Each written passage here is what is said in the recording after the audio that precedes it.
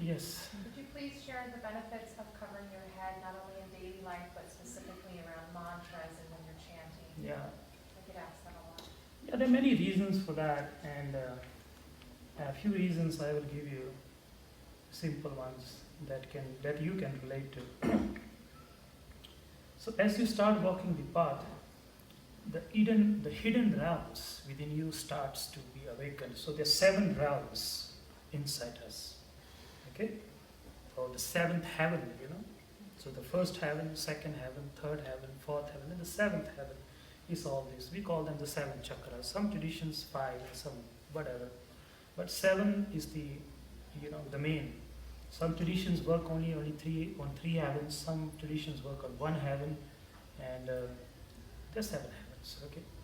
So these 7 heavens are the 7 chakras, the 7 realms. The first chakra, second chakra, and third, and all the way to the 7th. Now, as you start sitting, this heavens, the gates of heaven opens. In mythology, in many religious traditions, you see light coming from outside. No, nothing comes other than sunlight, nothing. Light always comes from within. Because there's a Sufi saying, "E dil sache rabda hujra, ithe pa fakira chati hu, gyan dhyan da bala jiva, teri labje vastu gavachi hu." Is 14 tabak dile de andar, and I forgot the rest of the verse. Anybody if I did not mention, I forget, you may think this is the end of the verse. Whatever. The translation says, in the realm of this body are the 7 heavens aligned one over the other. So as you start sitting and you go beyond the physical realm and you assess the inner realms and all the joy and all the ecstasy, all the prana, all the chi, that which is the source of creation is sitting inside you. Somebody asked a Sufi master, how great is God? How big is God? He says, God is so big that the whole universe cannot contain it. Yet it is so small that it can be contained right in between my 2 heartbeats.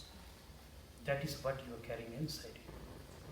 And as you learn to sit, it's called asana, posture. That's it. Learn to sit. You in your 3 beingness, the body, the mind, and the consciousness sits. All these heavens open up, doors open up, and there's so much energy inside you, and you start releasing it out. Okay? And you have 5 end points of this body, through which the energy that has been awakened, which can be used to, you can conserve it and use it to go beyond the 7th heaven, which we call nirvana, enlightenment. So as these energies awaken, the 5 points through which prana starts releasing you, prana starts to leave you. And these 5 points are 1, 2, 3, 4, and 5. So these are the 5 end points of your body. You receive and you give through these points. The male body has an extra end point, and that is the sexual organ. A female's sexual organ is in the body, and a male's sexual organ is coming out of the body. So this is the other avenue. A male body has 6 avenues, and a female body has 5 avenues. Okay? So as this prana starts to develop and the prana starts to leave your body, and that's why the tradition of blessing someone. So when you bless someone, this gives the prana out. Okay? So these are receiving points and giving points also. So when I'm blessing someone, I place on the head. So that individual's head became the receiving point and my hands become the giving point. Hmm? When you touch someone's feet, in many traditions, you touch the feet of enlightened ones. And you take the hand, you place it. So his feet or her feet becomes the giving point.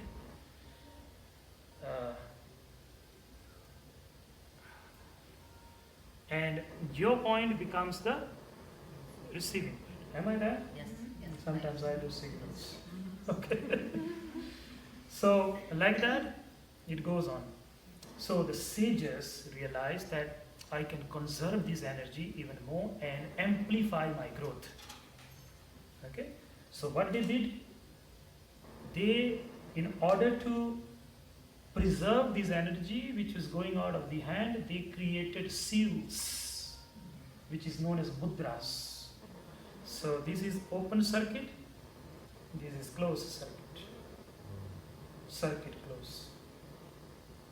This is closed circuit.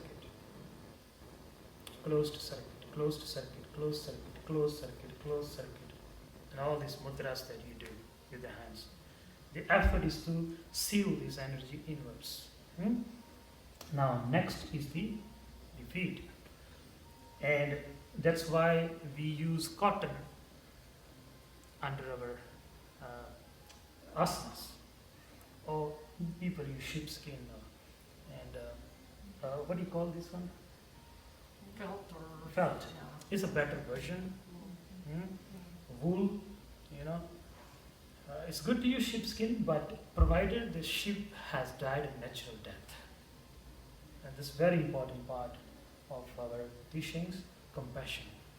So don't that because of this, to feed this yogic society, more sheep are being killed. The best option would be this filt, you call it?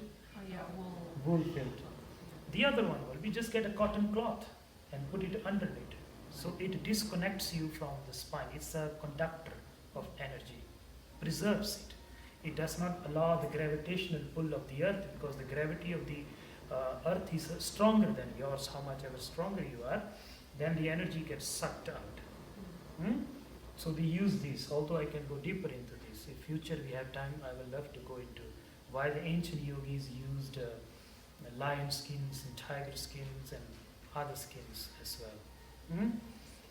And so now, and those tigers and lions died a natural death. So it was out of compassion that, because whenever a soul occupies a body and it lives, and if that body or that skin is utilized for some great thing, the benefit of that goes on to the account of the soul, wherever the soul may have taken birth.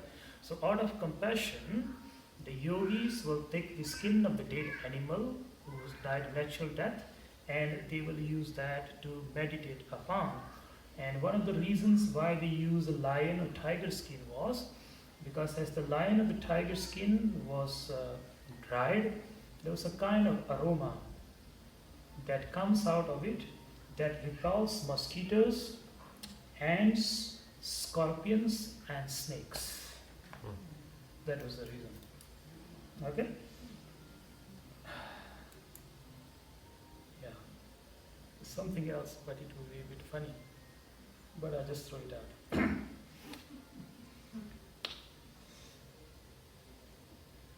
The most powerful skin was the skin of a virgin lion. A virgin lion. It can be male or female. Because he saved his seed. And if you save your seed, it becomes ojas. Ojas. So 80 bites of food, okay? 80, 1 drop of blood. 80 drops of blood, 1 drop of sexual fluid. Okay?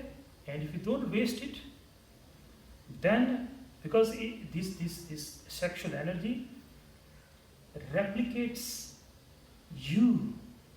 You understand?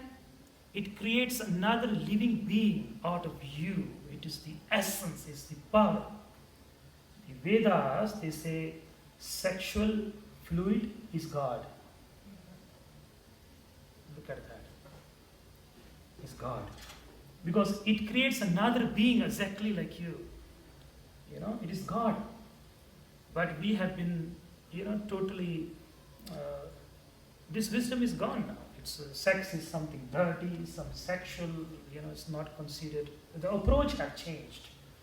So in the past was different. So they will save it and it will turn into ojas.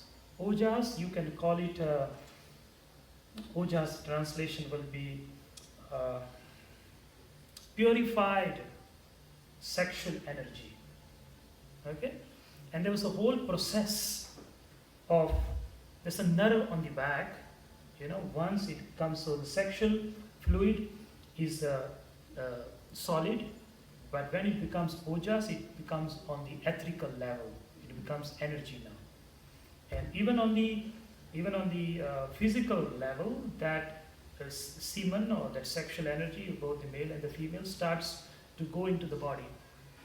If it is kept for some time, it gets heated up through the psychic heat in the body. I talked about the 3 heats. The physical heat, the physical digestive fire, intellectual fire, and psychic fire. So the psychic fire, which you get when you do deep meditations, the spine becomes hot and you get really heated up. And this is the fire that turns the sexual fluid into ojas. So not everybody, it's not that anyone who saves ultimately becomes ojas. So there's a whole process, there's a yogic teachings for doing that.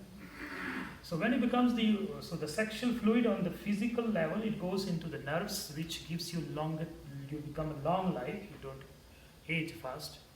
We have yogis in India who live for 180, 120, 130. There's a yogi who lived 20,000 years. Recently there's a yogi who died at the age of 180, recently, in, I forgot the city. And then Baba Sri Chand lived for 152 years old, and he was a young boy. He was 16 years old. He looked like a 16 years old boy who was 150-year-old man. So it's a very common stories, ageless yogis, golden body they call it, the rainbow body, the Tibetan tradition. So all these is through the saving of the ojas, your sexual energy. Whatever you eat in the male body, this is a factory. Ultimately, it becomes a male sexual fluid. And everything the female body eats ultimately becomes the sex. So it's called the red bindu and the white bindu. The male is from here onwards, the male have a white bindu, here onwards red bindu. Female here onwards red bindu, and here onwards white bindu. You got that, or did I say it wrong? Okay, so the female body, the male body, this is this is red bindu, this is white bindu. The female is opposite. Okay? So in meditation, in deep meditation, the psychic heat, this is in the spine, the physical, not in the physical spine, in the energetic body, the shushmana. And during that heat, these both merge together.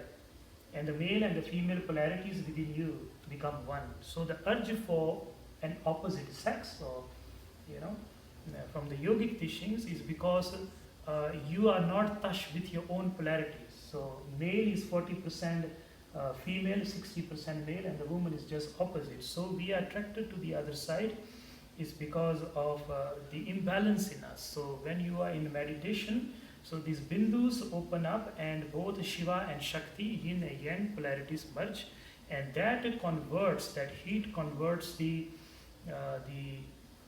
sexual fluid into ojas. And ojas then, because they have become on a more subtle realm now, it is more refined, it's no more in the tangible realm. They are through purified chitta. Kundalini, what is Kundalini? Kundalini is a clarified chitta plus a sexual energy together is called Kundalini. That's what. So sexual energy and clarified mind or clarified chitta together is known as Kundalini Shakti, Kundalini power. So Yeah, so clarified chitta and clarified chitta and sexual energy. This is what Kundalini. This awakens Kundalini, not this. Really. This is just to make you receptive towards this. So you know your mind, you know your chitta, you know your sexual energy, you know everything. Then you start, through your mind, start diverting this energy. So Kundalini is only awakened when you have touched your clarified mind, because it is the clarified mind. When you're doing this breath of fire, for example, if you go deeper into it, something starts shifting and your mind gets anchored. That anchoring of the mind is no more here. I will use the word chitta. Chitta is no more here. It comes here. It's now with the process and it starts feeling the sensations we're talking about. All the while, the sensory space and the sacred space is where the chitta is clarified. It's no more holding on to the repetitive pattern that you have created yourself and created a hindrance between you and your real self.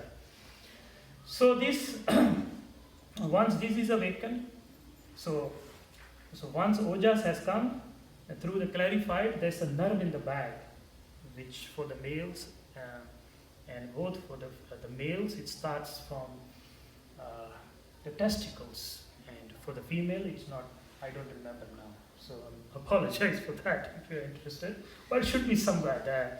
Maybe ovaries, I think, yeah, that's it, the ovaries, right? From there. And then once the mind is clarified, you can use the mind to channel that breath. And trust me, when you are able to channel this energy up into the 10th gate, it is like having sexual union 100 times together. That's what it is. Just with the mind. So Kundalini is awakened with clarified mind and not with exercises. If exercises awaken your Kundalini, then all those people working in the gym are all enlightened Buddhas. It is a good thing. Exercises awakens your nervous system strong. Exercises, breath exercises, all these complicated kriyas is to make your nervous system strong, not for awakening Kundalini. No, it cannot be awakened. Because she doesn't dwell in the physical realm. How can you awaken her by moving your physical body? She dwells in the energetic realm. And in the energetic realm, only the chitta can access to that. So these coming back to these virgin lions who have saved their ojas, and that energy which comes out of that skin helps to awaken the raise the consciousness according to the yogic teachings. Now, this is what will sound funny, but this is how it is. If a person, he is not a virgin or she is not a virgin, he or she sits on a virgin lion's skin, he or she gets affected with leprosy. Leprosy. So it was warned that you cannot sit on because how will you know the lion is virgin or not virgin? Unless you sit there and get leprosy, it's confirmed. Right? So only those enlightened masters who have saved their seed. So there's a whole tradition in the yogic tradition. There are two. One is a householder's tradition and one is a renunciate tradition. The renunciate tradition, when the child is small, the moment it reaches puberty, it is given the wisdom of holding the seed. So these beings are, sustained or developed from very birth. So the family, when the child is born, they will go to a sage and he say, I want to offer my child to you. For example, the second guru, who was a householder, he offered his elder son to Baba Sirichand, who was a renunciate, who had this wisdom, who could use it to him. The third guru offered his son. So there are two parallel traditions. One is the householder, which is as powerful as it is. You understand? It's not that the other one is more powerful. It is as powerful. Householders are as powerful. But it's not everybody's way of attaining. You understand? So it's not one is higher than the other. Whatever you can attain there, you can attain in the householder's tradition. But just that there are different paths. So I'm just sharing with you the renunciate path. If I start sharing with you the beauty of the householder's path, you say, wow, I'm so lucky. You don't have to do all this stuff. All you need is reverence, devotion, and gratitude. That's all. Because this automatically awakens the Kundalini. So, but some people, how do I go in reverence? I don't know. I rather work on these stuff, opening the inner channels and all that. So this, they are path. Both are equally powerful. Are you with me? So the second Guru offered his son to Baba Sri Chand, third Guru, even Guru Ram Das offered his second son to Baba Sri Chand. Beautician these signs. Even the sixth Guru offered his, one of his sons to Baba Sri Chand for this. So this is a whole system in India. There are many yogic traditions in the past that had these signs and still have these signs, and you can actually practice this. And with the grace of the Guru, I met some sages here and there, and I've got a bit of that stuff together. And in the future, if Guru wills, it's a very simple, it's a very powerful way of, instead of spending 2.5 hours, you just need to sit, clarify the chitta. Again, we talked about it, how to clarify the chitta. And then you use the chitta to transfer the energy into the sahasrara, and the person goes into ecstasy, into transcendent state of consciousness immediately. Now coming back to this story, where were we? Yes, so the feet, right? And the sheepskin. Okay? So now, coming back to our story, now the other way to sustain that energy which is being released is to disconnect your feet, the soul. They call it soul, S-O-L-E, soul, which is parallel to S-O-U-L, soul. So one is here, S-O-U-L, and one is S-O-L-E, soul here. So this is as powerful as here. The energy that can be received from here and be given from here can also be given from here and received from here. That's why you touch the feet of the enlightened ones. So this is really the soul. We have 3 souls, but we only know one soul, and the whole effort is to save this soul. Everyone is trying to S-O-U-L, soul, save it. When you actually need to save S-O-L-E, soul. Okay, so how do you do that?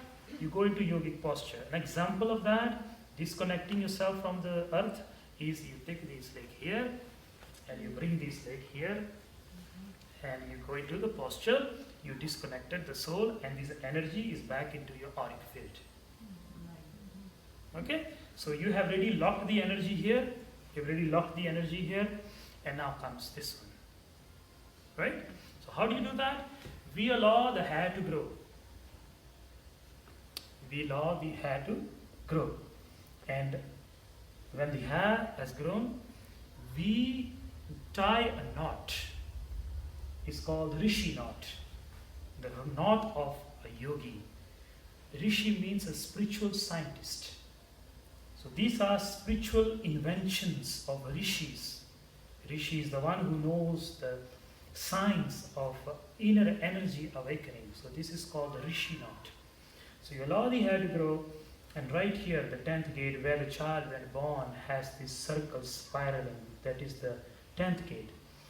Now, even other traditions, the Judaism, even they knew this point. So they put a cap there.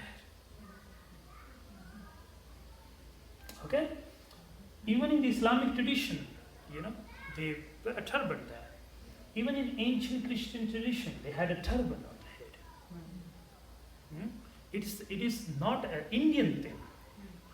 It belongs to the spiritual beings of all tradition. The Hare Krishnas, they shave their whole head, but they never shave here. And they tie a knot here. I don't know if you have seen the Hare Krishnas, but they are turf, I believe you call it. And towards the end, they will tie a knot.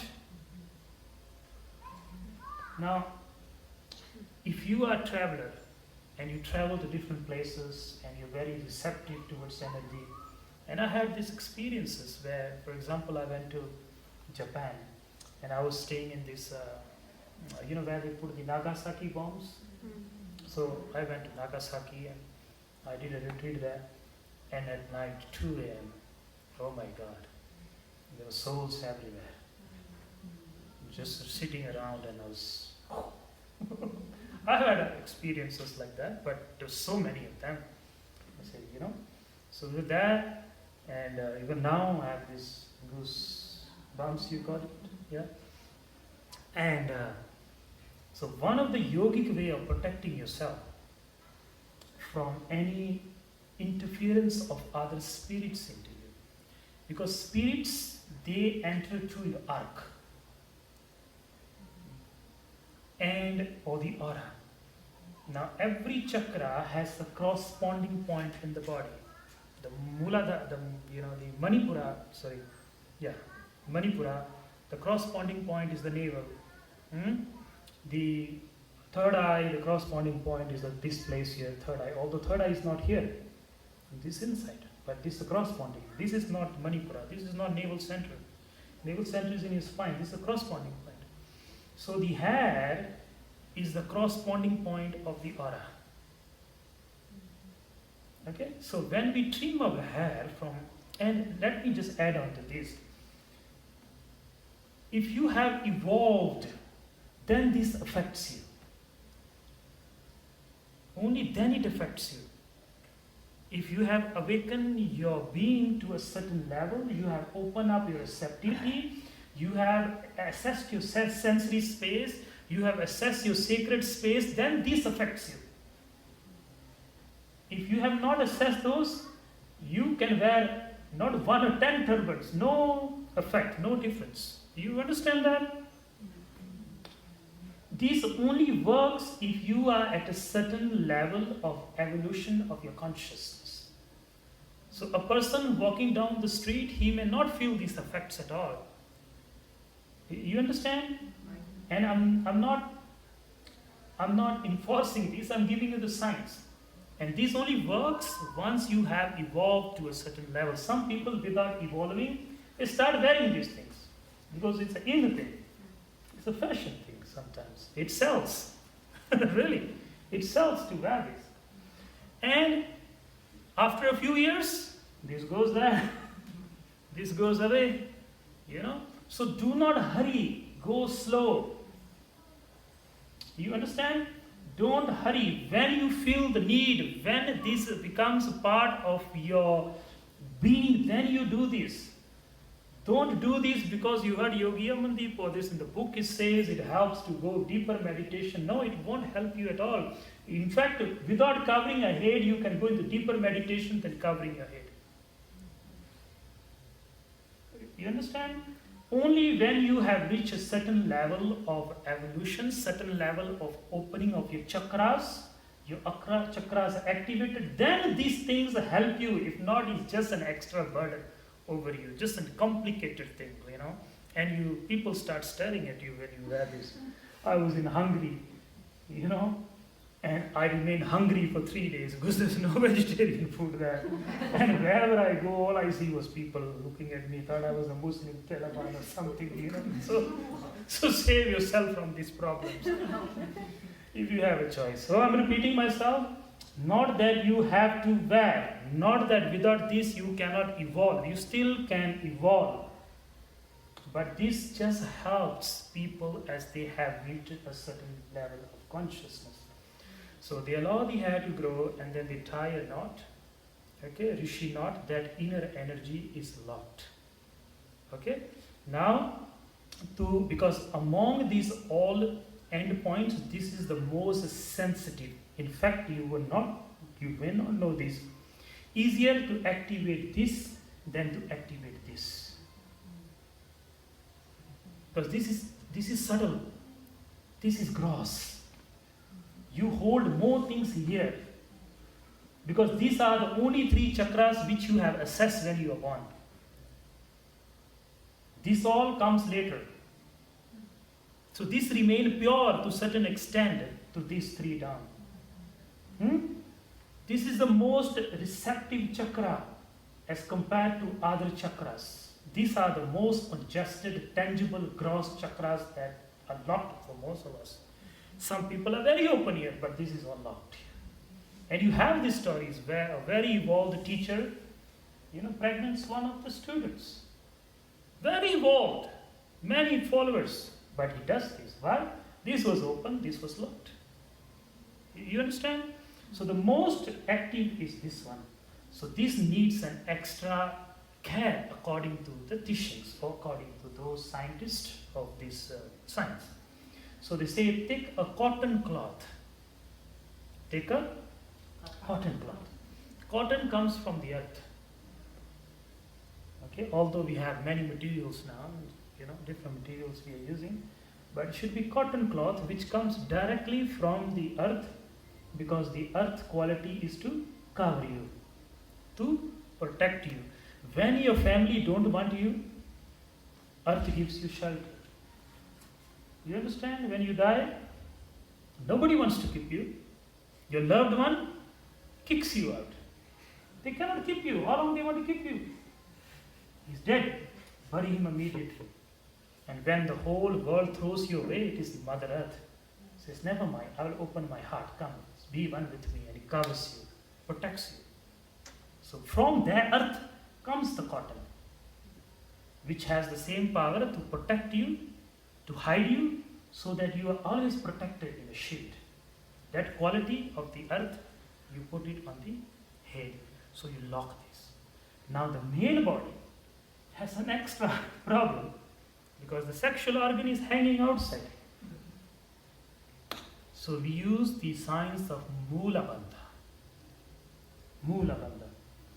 Female body, by logic, don't need to apply Mula Bandha. A female body don't need to, although in classes and teacher trainings they put you into locks, and I do that also, because we don't really get time to share these deeper teachings, right? So we had this opportunity, so I share it with you. But there's some things in general you have to do it, because you cannot be sitting in every class and explaining this thing at the beginning of the class. So since we opened up, so let me share this with you. A female body don't need the root lock. If she wants to apply, she can apply a very light root lock.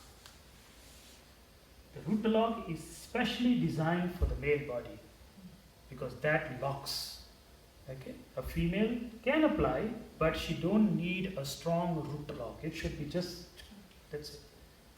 So these all preserves the energy, and that energy which is now being released starts to circulate inside, and it enhances the awakening of the Kundalini. So this is the path of effort. Path of effort. So there are three paths. Path of effort, navel.